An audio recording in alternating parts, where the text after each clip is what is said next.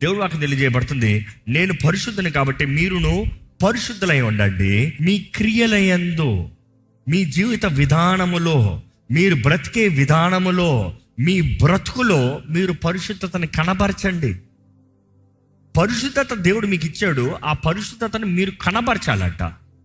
మిమ్మల్ని అడుగుతున్నాను, మీ జీవితంలో పరిశుద్ధతని కనబరుస్తున్నారా?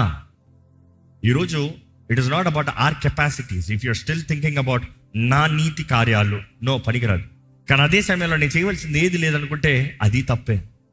నీకు అనుగ్రహించబడింది నీతి అనే వస్త్రం, రక్షణ అనే వస్త్రం, దేవుని పరిశుద్ధత.